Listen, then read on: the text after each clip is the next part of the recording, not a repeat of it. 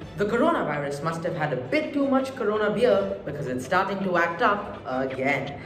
On this week's episode of Headlines, we'll be looking at the second wave of COVID-19, Elon Musk's Tesla factory mishaps, the new UK coronavirus alert system, shenanigans with Donald Trump, Indo-China border antics, and finally a Facebook catastrophe. Welcome to Headlines. Wuhan, the city where COVID-19 originally broke out, will be seeing a second stage of mass coronavirus testing, the government announced on the 12th of May. After a cluster of coronavirus cases sprouted in the region following a relatively stable period, the Wuhan government is concerned that the city might have a new coronavirus outbreak if measures aren't taken to stop the virus spread now.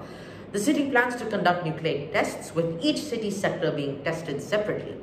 In addition to Wuhan, Singapore and South Korea are also seeing a surge in cases, and Hong Kong might as well, with the few recent cases after intervals of COVID-free days. So, COVID-19 isn't done with us just yet. Next, to Elon Musk, the billion-dollar CEO of Tesla and SpaceX and the world's most powerful weeb. Musk is now the new hero of businessmen across the world after an incident with the US Health Department. Musk defied lockdown orders in California and reopened a new Tesla plant. This plant was deemed a non-essential business by the health department and so was told to close for lockdown. Musk desperately wanted to reopen the plant because of Tesla's falling stock amidst the coronavirus. Additionally, his super factory in Shanghai was ordered to close in January, and no sooner had it reopened than its shops on the mainland completely closed in February. So obviously, he was not happy to close his factory in California and said he would ignore orders to do so, practically challenging authorities in the county to arrest him, since the Californian county, which was home to the plant, was under a stay-at-home order. Eventually, the county allowed the plant to be opened only if it operated at minimal intensity.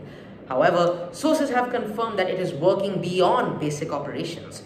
It is unclear whether Tesla will face a punishment for working against the requirements of the county that they operate out of, but Musk made an impressive move when he stated on his Twitter that should anyone be arrested, it should only be him. It looks like Mr. Musk has really evolved from the businessman who once said that flows were underappreciated. Moving on to the UK, the Prime Minister of the UK, Boris Johnson, has stated that the country will have a new COVID-19 alert system. The system will rank the threat level from coronavirus on a scale of 1 to 5 and can be adjusted according to National Healthcare Service data. Mr. Johnson introduced a new slogan: "Stay alert, control the virus, save lives." If there's one thing I know about Mr. Johnson, it's that he has really learned how to make a good slogan. When you consider that this is the man who campaigned for Prime Minister last year under the slogan "Deliver, Unite, Defeat," which when put together became DUD, his new slogans are a massive improvement. Next to the USA. On Monday, President Trump tried to jumpstart some beef with former President Obama, claiming that Obama was behind the Russian investigation and nudged former NSA advisor Michael Flynn to plead guilty for lying to the FBI. Trump dubbed this Obamagate and was on a Twitter rampage before he was shot down at a news conference related to COVID-19 testing. As Trump ranted about Obamagate at the conference, Washington Post reporter Philip Rucker asked POTUS a simple question. What crime are you accusing Obama of committing, and do you think the Justice Department should prosecute him for it? Trump's response was unclear, laced with ums and ahs. In the end, the most that could be taken from his response was that the so-called Obamagate was bad. The rest of the press conference was fact-light, as Trump was bombarded with more questions about the pandemic. He abruptly ended the conference. How he went from talking about the coronavirus to Obamagate, I don't know. But if he can make courtroom evidence disappear, I bet making the topic of conversation vanish is a piece of cake. Moving on to an interesting border tussle. Indian and Chinese border troops got into a scuffle on Sunday near the Naku La sector in the border state of Sikkim. The slap fest involved dozens of Indian and Chinese soldiers. There were a few minor injuries, but no one was majorly hurt. Local commanders say that the fight was not aggressive and was non-violent. It could have easily been deemed some playful skirmish. How the tables have turned. Two of the world's most powerful nations, both armed with nuclear weapons, and their soldiers are resorting to hand flaps in combat. The reason for the fight, if you can call it that, is still unknown. But the border has been a source of tension between the two countries since a war broke out in 1962 over it. Soldiers on both sides often engage in chest bumping, stone throwing, and even pushing. Wow, where's a primary school teacher when you need one? Our next story is about Facebook, the company which is just like a fridge.